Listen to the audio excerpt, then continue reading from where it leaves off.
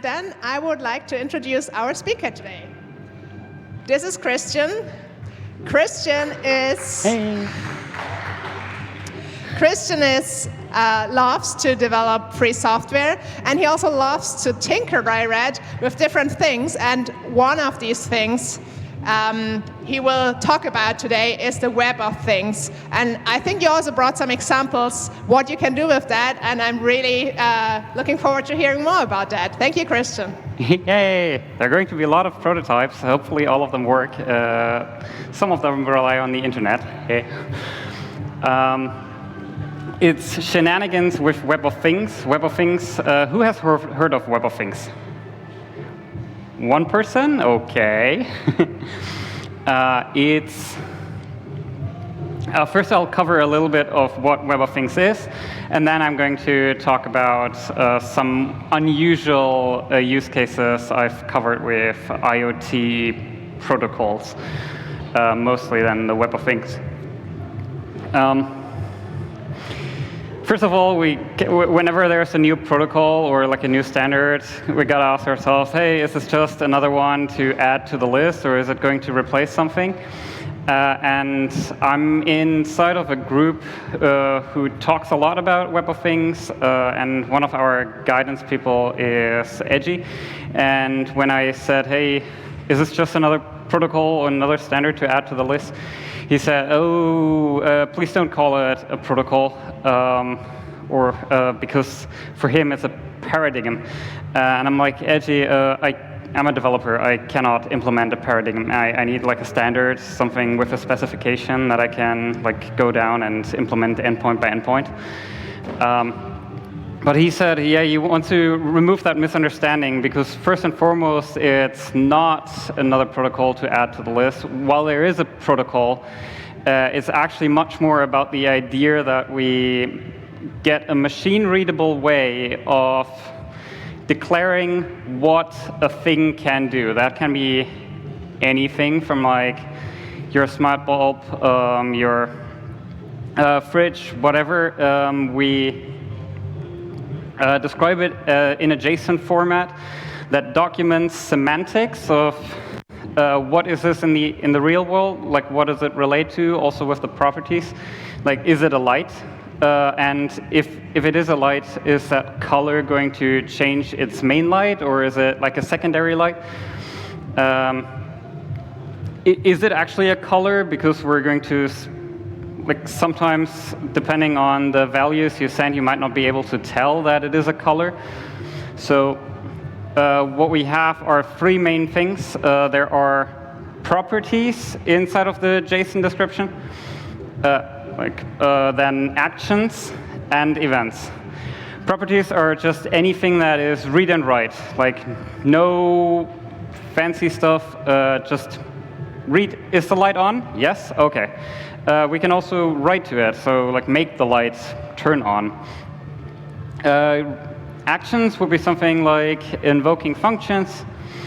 That is, it could be a short-term function, something that is basically done the second you receive the response, or something that could be ongoing. For a more practical example, we're going to go back to the smart lamp, but then afterwards we're going to venture off into like use cases that you might not think about when thinking about IoT. But for the lamp, we have the properties that would be something like brightness and color. Actions would be fade, because that takes a while. And also it has a state, we can cancel it, but we can also call it a bunch of times, and then what happens? Like if we have multiple fade animations going at the same time, maybe the thing responds with, I can't do that, or it cancels another action. And then we have events that are like events that are triggered by the thing. You cannot really write to it. Actions are your way to trigger something, and events are the way for the thing to inform you of something, notify you, so that it restarted or overheated. These are usually then like one-time events in comparison to is it overheated would be a property again, because you can read it at any time that you would like. building a thing server, so something that emits like a web of thing protocol. Again, there is a protocol that comes with it, but it could be MQTT, it could be Zigbee, it could be anything that you already have. Usually works in the way that you build the thing, you define its thing description, and then you expose it to the network. And you repeat that step for every classification, every type of a device that you have. When you can generalize between different things, then you might group the thing description together. They can extend each other. You can also reuse individual properties from other things because it's JSON LD, I think, is like where you can link between different JSON documents so that you can become quite complicated in what you want to describe if you need the complexity. But if you want to keep it all in one JSON document, then yay. We'll go into demo time for the prototypes. These are now not anymore the smart lamp or something, but I have a few different ones. So first of all, I thought, like, what can I do with this that is not just general light? I could have a virtual thing. For example, a Notes app, and inside of that Notes app, I have one action of create a note. It will give me back the URL of that note, and I can put that back into my address bar, and then I get the individual properties that make up a note. So here we have a fully virtual thing, something that is created on demand. So usually we have to discover something in the network, and then we can use it. Here it is created virtually on a server in RAM, basically, and maybe written down for restarts. But it uses the same kind of protocol that you would use for the smart light bulb, just as a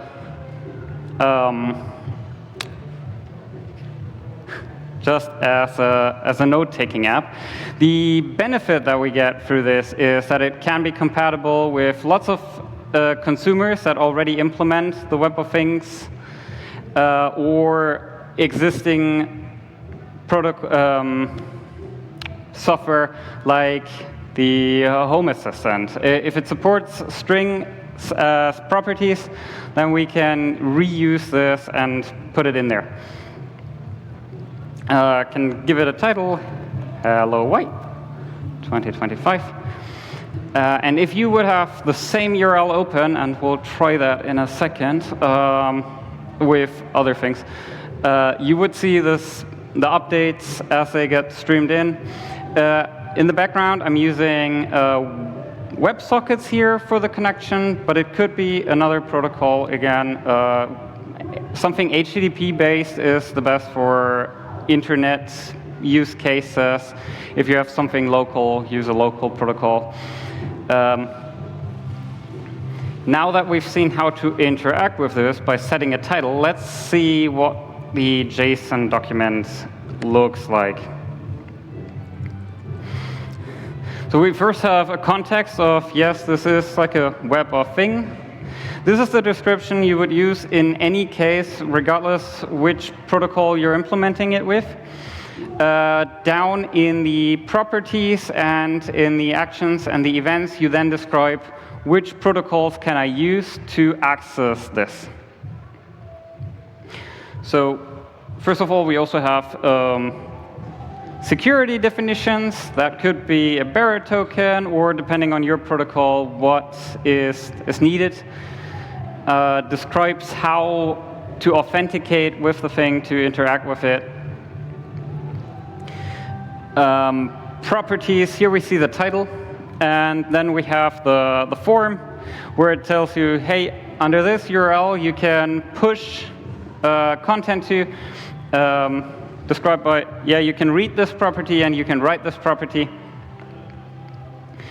So that's how all of these individual properties here work. There we have it. And then there are a couple of, here I also store when it has been created and when it has been modified. I don't see an input next to it. That is because here in the JSON, you can probably already guess it, created is a read-only property. So sometimes we have things that are either really hard to write to, for example, like a temperature sensor. You cannot really write the temperature. It wouldn't make any sense. You can only read it. And then there are other things where you can only put stuff in, like only values in, but you can never read them because it would be too complicated for the thing to keep, like, get the state. And then you make it write only.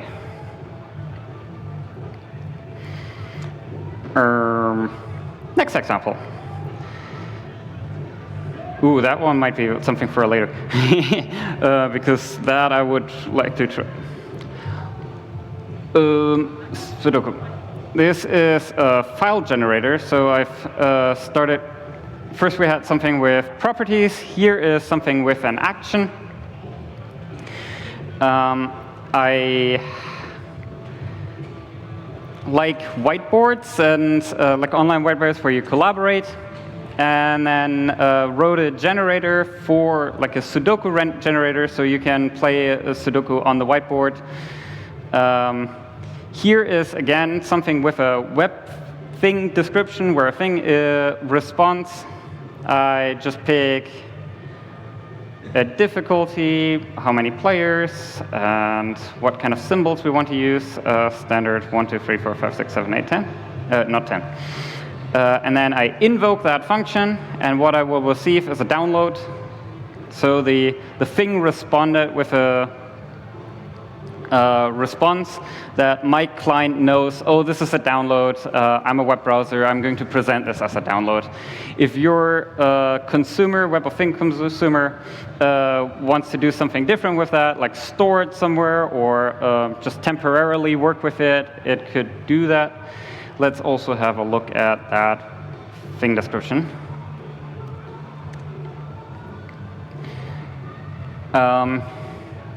Here is, again, the action defined as get Sudoku. That's a title that I need to call. It has titled. In the previous thing, if I still have it open, we also see that this has support for multiple languages. We can give one title that is the default, that's defined all the way at the top of the JSON, what the default language is for this document. But then I can provide different alternatives for other languages, for the UI to show if this is presented to a human. The computer probably won't care, and just identifies the property or the action or the event by its ID. Back to the Sudoku, we have here also input properties. These are JSON schemas describing the value that I need to send in order to get an output. And the output is also defined. So here we have the properties is content, content type, file name, and then my client knows, oh, this is something I should present as a download.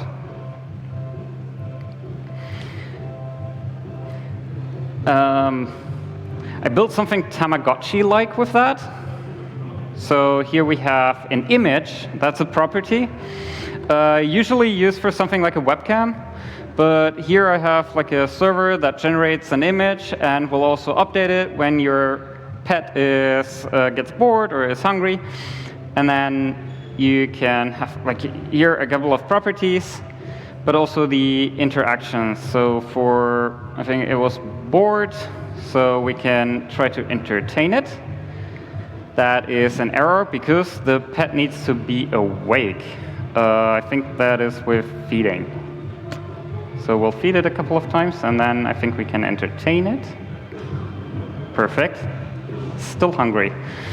Well, the neat thing with this is also that, again, if you have the same URL on your machine, it's co-parenting a pet.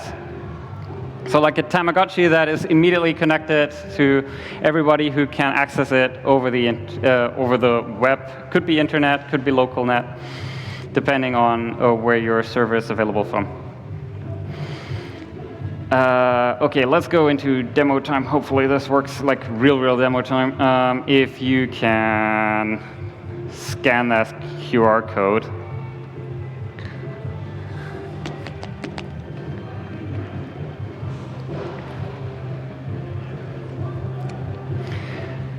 Should bring you to a website that's hopefully empty at the moment. Yeah, working, looking good. Okay. Whew. Let's see if I can find it. Here we go. So the interface of that client that I built is also can be changed by. Yeah, here, for example, now I see everybody who's connected. We see more people who are connected. And then I can push something like this. And now everybody who's still connected and hasn't been failed by the Wi-Fi should be able to see a map. The same map that I see over here. And when I change the values, you can change these values too. Then it will zoom out. Zooming in and out of the map won't work. You need to modify the JSON if you want to do that. Also, for easy interactions and total chaos, there are actions that will, like a couple of presets that will focus on specific areas, set a marker or remove all the markers. And it's all based on this JSON up here, where we define the center, the longitude, center with latitude, longitude, zoom, and markers. So that way we can have collaborative map editing or like just viewing. Okay, next one. Okay. This is a game. It looks like Pokemon. It's not. I re-implemented a little bit of a walking simulator. It's a small map, and again, the thing with the web. I'll make it bigger for anybody who isn't connected through the phone. This is again a webcam, an image, and it's updated every time somebody changes their location. We can change the location by going up and down here. I think that's down, so I should be 2 times down. And yeah, people are walking around in this. Everybody gets their own thing to interact with. A thing in this sense is a player character. And with the actions, we can move. Actions are here again, the up, down, left, and right. Let's have another look at the JSON for this. That is not the correct one. Ooh, yeah, okay. That's why.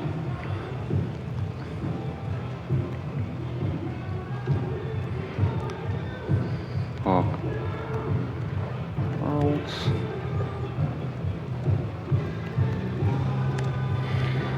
Here it is. We have a thing that has a title of trainer 1. Everybody else got like a different one that I was able to push through this controller. And all of this synchronization is all things on things on things that control what the UI looks like, what actions there are, what properties there are, and when these get updated. Here we have the image. It's a read-only one. Otherwise, you would be able to upload new images. That doesn't make any sense for when we want to see this character move around in the world. We're sending PNGs, and these are usually base64 encoded, but there's also, I think, here a raw one. Maybe that works. Can I just look? Yeah. Just with a web browser, I can also just look at this, just a snapshot. And what happened? I think now it should be empty for everybody and can also be like put back. Have fun with that one. Let's see if there are more demos. Ooh, this is a fun one. Remember the presentation that we abandoned? What if that presentation can be controlled by a word?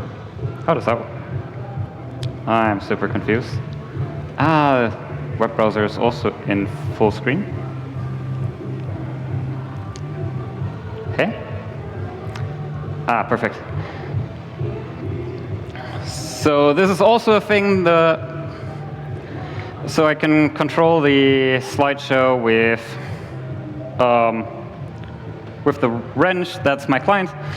But I can also interact with the now I'm using the keyboard again to tap for next slide, and it will update the thing on the right, the interaction. We can see that the number here goes up and down whenever I switch slides. So they're both ways connected. What happens here is that there's like a thing on a server that is hosted on the internet that has these values stored, and both the client on the right as well as the presentation on the left are connected to the same server. They observe the values as they change, but whenever they think, hey, I need to update these, they push the updates to the server. For that, I built a server and a client. The server I called WhatAnything. It's an extensible thing server with on-demand initialization of things. So when the presentation started, I had no idea how many people would participate in the demo. All of these have been created on the fly whenever a new user calls a URL of, hey, I want trainer or the map number something something. The server will just create a new instance and inform the others that this now exists if it is relevant to them. What gets notified is all the custom logic that each application implements itself. And then WhatWrench, that is the client everybody has been running, and that I've also been using with the blue header. Mainly for me to test and debug things. It's a consumer. While these are very much, for me, meant to be run or tested with each other so that I can continue my own adventures with Web of Things, these are compatible with other servers and other consumers of Web of Things. So if somebody has another consumer, they could use my server and interact with all the properties, actions, and events that they support. And if I get the URL to a server, then I can use my client to interact and debug their things. Another example, U-bikes. Going back to the real world, for now we've only looked at virtual examples. There are, I think, something like, I don't know exactly, several thousand public bike sharing stations in Taiwan. But there is one API that gives you back all of them and how many bikes are available. It looks something like this, so you would expect something like 30 bikes or so. Sometimes they're empty, sometimes they're full. It's also maybe relevant to you if they have electric bikes. So what I did is like create an application in web, anything for it that will also like U-Bikes, and then an ID of the station. And as soon as I receive one of these requests, I will look it up on their API and see does a station exist, and report back to you, yeah, it does exist, or no, it doesn't exist, and the properties that you can read. That is something. Is there another one? Yeah, we can look at one.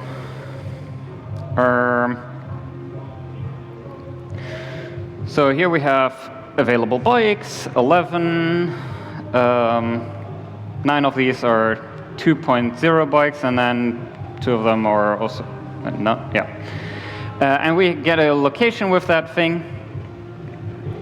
And note, I've been telling, like, there are other clients that can implement this. While it's not released, and I'm working on this, there is another consumer that I've been building, which is a plugin for Home Assistant to see that. So here we have, again, these stations. If anybody knows more about Home Assistant plugins, I'm terrible at these. I need some help. Like here, these are actually just 3 stations that I added, but they show up as 7 because they have 7 attributes. Is that intended? Is that not intended? Please let me know. So here we can see the same properties, available U-Bikes, and this is currently 11. Get the same overview here as you would expect for other things maybe in your home. And then you can subscribe to things that are in your neighborhood. It all started with this demo where I was building web of thing that queries OpenStreetMap, and you put in the node ID or the way ID of a thing that you're interested in, for example, a supermarket, and it would translate that to a thing that has opening hours. So you could go to get the OpenStreetMap ID of your nearby library or your supermarket, and it would then expose to you in a way that you can import it into Home Assistant its opening hours, so you can use that for home automation. If you want to turn off and on lights based on that, I don't know. I haven't done that, but it sounded fun to experiment with. Do we have another one here? No, not for now. Then back to the presentation. The thing descriptions are usually something that you define in advance because you already know what your device looks like. There is one use. What is this? Just the. Ooh, did I throw that out? Yes. There's ArtNet, which is lighting, professional lighting, probably also used over here. These look very much like they could be like DMX lights that you send messages to, how they, like what brightness, what color, everything. And let me bring that back so I can show it. No.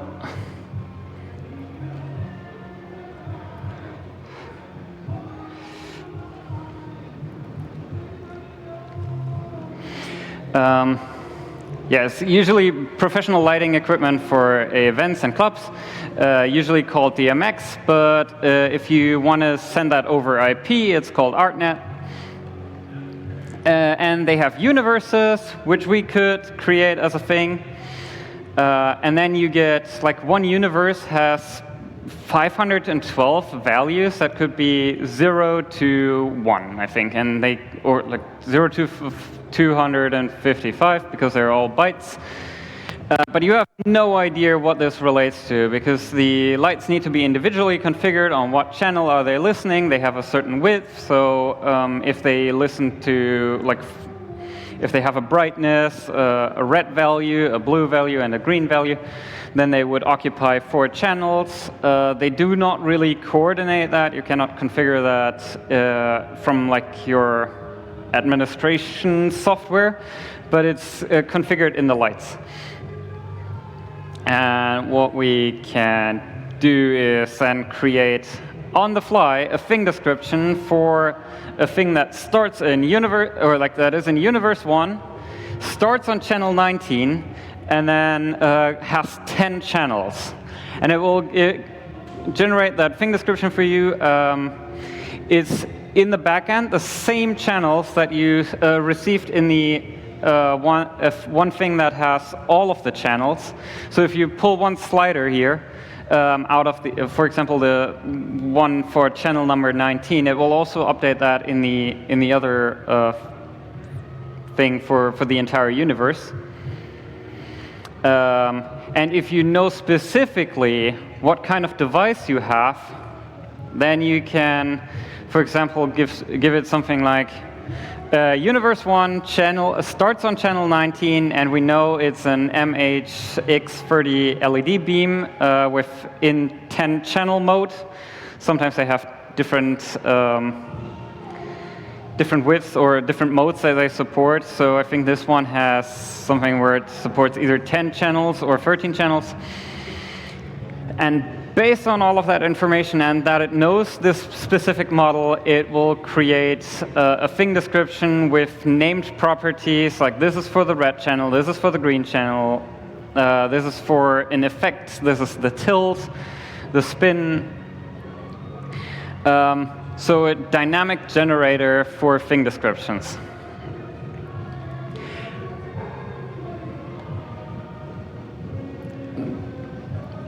What do I want to tell you? Basically, that there's a lot that you can experiment with, both from like a home assist, like home automation. There is smart city use cases, and there are virtual things that are just fun to interact with. That can all be built on these protocols. The great benefit that you get from adopting one of these protocols is that it synchronizes all of your interactions through the protocol. So, like for example, with the Tamagotchi, it's just like, okay, you're now co-parenting one pet together. Just by writing these thing descriptions, if both of you can access the same network resource. And it's all interoperable with different consumers and different servers.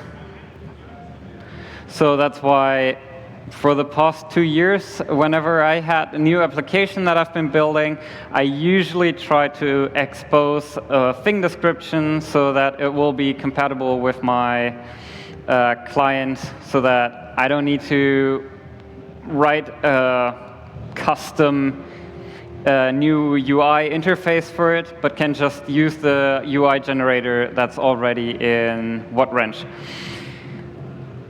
If you're interested in these two projects, they are both on GitLab. The URLs are inside of the description of this talk, as well as more things to just test out. There's like the smart city use case that I showed, or I don't know if it's smart city, it's just rental bike stations.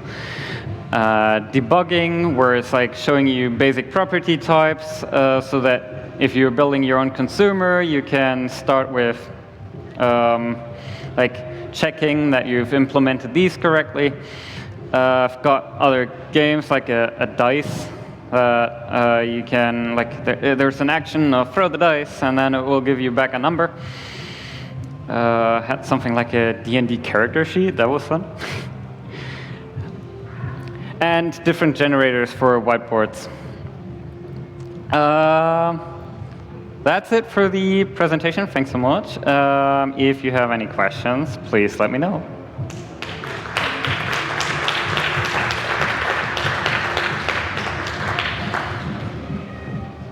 Yeah, you can line up for questions either here or raise your hand and I'll come to you with the mic.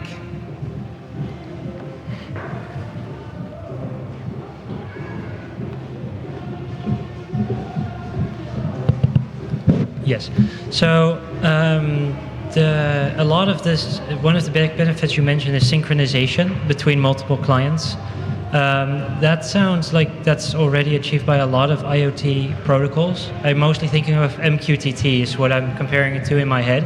What seems to me to be new is the entire JSON description. Is that like is that the main focus as well, or is that more of a side thing? The individual protocols are not so much the focus.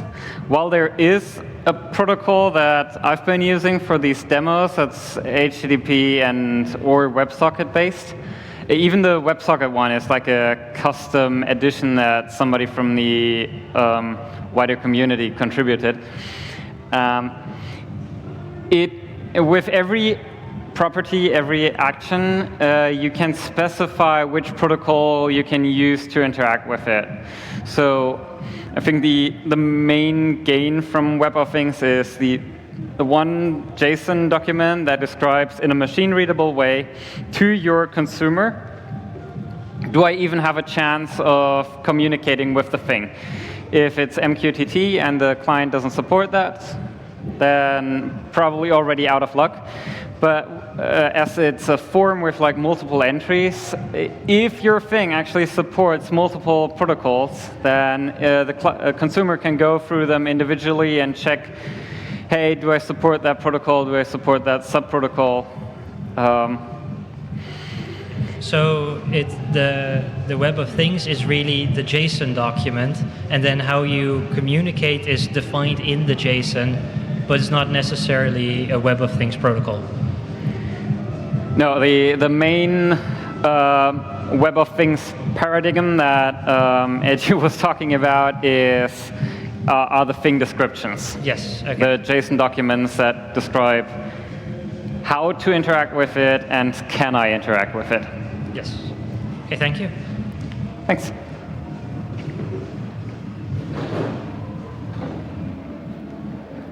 Any more questions?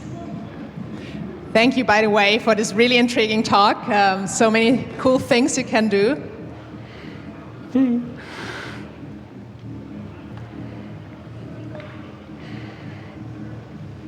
Well, then I ask back, what ideas did people get that you can now do at your home? You can also stand up and let us know what intrigued you of the talk and what ideas you got.